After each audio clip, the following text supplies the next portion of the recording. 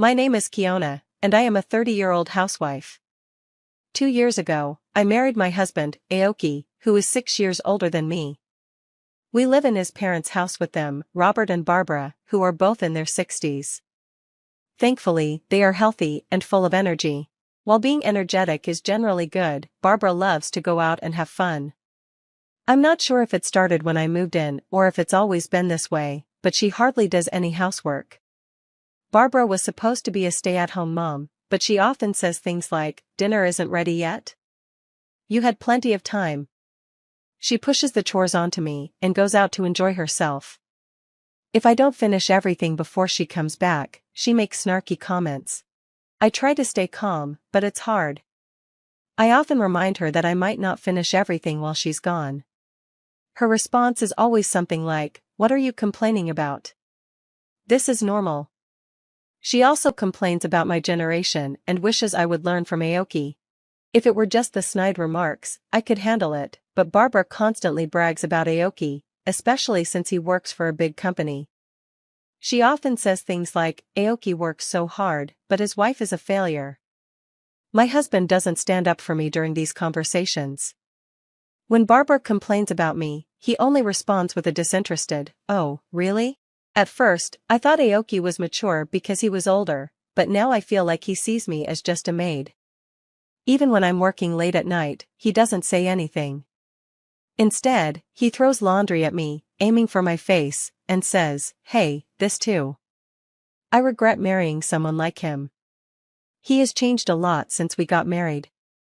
For our first anniversary, he bought a cake but then threw a pie in my face while laughing.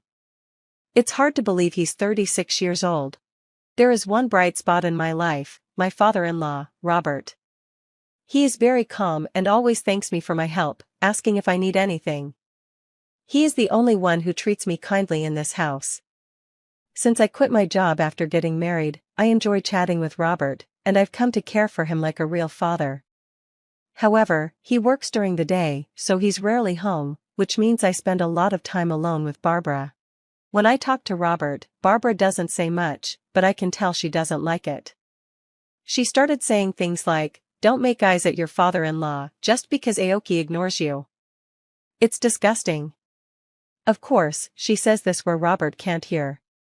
I tried to defend myself, saying, "That's not true at all." But Barbara just retorted, "Oh my, did I hit a nerve? You're raising your voice, how unbecoming." No matter what I say, she always has a comeback. Our conversations never connect. I talked to Aoki about this, hoping he would understand that Barbara is just imagining things. Instead, he laughed and said, "So, you're even into men over 60? You're really open-minded." I realized it was hopeless to expect him to help with the housework or stop Barbara's bullying, but I never thought he would say something like that. It was a huge shock. I started feeling like I didn't belong in the house. One summer day, Barbara said, "I'm thinking of going on a family trip when Aoki gets his summer vacation." I thought, here she goes again, always wanting to go out. But then she surprised me by saying, "You're coming too, right, Kiona?" I didn't expect to be invited. I thought they would go without me. When I asked if I wanted to go, I didn't say no, but I felt suspicious. I wondered why Barbara wanted me to join. I was worried about what she might say if I refused. That night, Aoki asked me again, "You're going on the trip, right?" I replied, "Yeah, I was invited." When I said that, Aoki burst out laughing for some reason. I asked, "What's so funny?" He just said, "Nothing really." This made me feel uneasy, and my anxiety grew. On the day of the trip, we set out, with Aoki driving. Robert would join us later because of work, so it was just me, Aoki, and Barbara in the car. Aoki was driving, Barbara was in the passenger seat, and I was in the back seat. I could only see glimpses of their faces, which made me even more anxious. "Kiona, you withdrew some money for the trip, right?" Barbara asked. I said, "Yes, a few $100s. Barbara seemed to smirk when she heard this. As we drove, I noticed we had passed the inn where we were supposed to stay. "Didn't we just pass the inn?" I asked. "There's a tourist spot nearby. We'll check in after we see it," Aoki answered, half smiling. It was clear he was hiding something strange. As we drove further from the inn, the area became greener. I sighed quietly, hoping they didn't hear me. Finally, we arrived at a dam. To be honest, it wasn't a big dam, and there weren't many people around. It was far from a tourist spot. "Come on, let's get out of the car," Barbara urged. "Don't leave any belongings in the car. It could be dangerous," my husband warned. I followed their advice. Just as I was about to get out of the car, Barbara and Aoki started acting like they were busy. Barbara said, "Oh, I should take off my jewelry just in case," and Aoki pretended to look for something in his pocket. They weren't getting out of the car. I stepped out and closed the door. Then I heard the sound of the lock clicking. Aoki cracked the driver's and passenger's windows slightly open while laughing. "What are you doing getting out here? Are you planning to stay here tonight?" he asked, laughing uproariously. I was furious with Barbara but tried to stay calm. "What do you mean?" I asked. "You got out on your own, didn't you?" My husband laughed so hard he was holding his stomach. I realized my wallet and cell phone were still in the car. Everything was going according to Barbara and Aoki's plan. "Well, Kiona, enjoy yourself," Barbara said with a smirk. "Eat some grass and sleep outside." Aoki held my wallet, flipping through it, and then closed the window. Their laughter faded as they drove away. "Well, they're a handful, and it's hot," I muttered. It was the height of summer, and I was at risk of dehydration, but I didn't panic at all. An hour later, I arrived at the lobby of the inn where we were supposed to stay. "Why are you here?" my husband asked, shocked. "Are you a ghost? Did something happen at the dam?" Barbara looked like she was about to faint. I considered pretending to be a ghost, but decided against it. "I'm not a ghost, and I'm staying here tonight," I said, showing them the key to my room. I had already left my luggage in the room. My husband couldn't understand the situation and was losing his cool. He thought I had taken the key to their room without permission. "What are you doing? Give it back," he yelled, trying to snatch the key from me roughly. At that moment, a man appeared and grabbed my husband's hand. "Sir, please refrain from causing a disturbance here," the man said. He looked to be about the same age as Robert but had a sturdy build and was taller, making him seem more reliable than my slightly overweight husband. "Who are you? Are you staff here? Do you think it's okay to treat a guest like this?" Aoki shouted. "I will sue you for assault." Barbara joined in, yelling at the man who had intervened. "I apologize for not introducing myself earlier. I am the owner of this inn," the man said politely. When my husband heard that, he quickly withdrew his hand. I remembered the owner from my college days. I had come to this area on a trip with friends during summer vacation. I remembered that it was really hot that day. We didn't have much money, so we were walking to our accommodation, complaining about the heat. None of us, including me, were good at reading maps, so we got lost and ended up in a place with very few people. There, we found a girl collapsed on the side of the road. That girl was Mary, the owner's daughter. We quickly called an ambulance and took care of her until it arrived.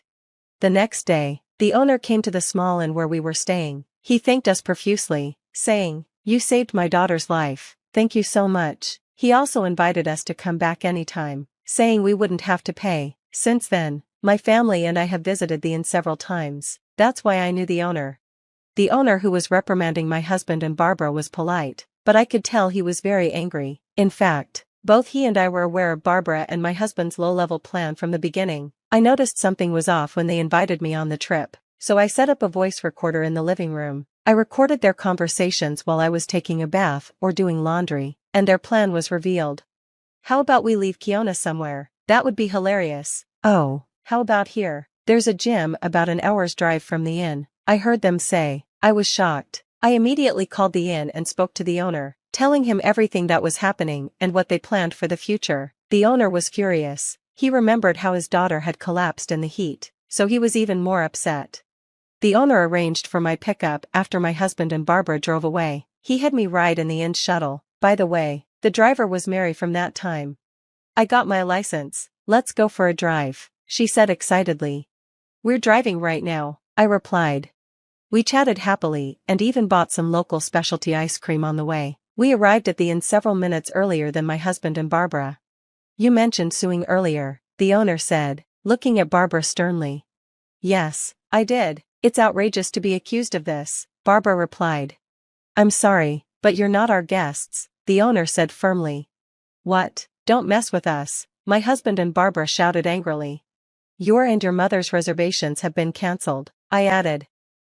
Who do you think you are? My husband asked. About to lose his temper again, the owner restrained him and said, Kiona did nothing wrong. We, the inn, cancelled your reservations. If you left a woman alone at the dam in the mountains after stealing her wallet, wouldn't you be the perpetrators of a crime? We can't allow such people to stay here. We also called the police.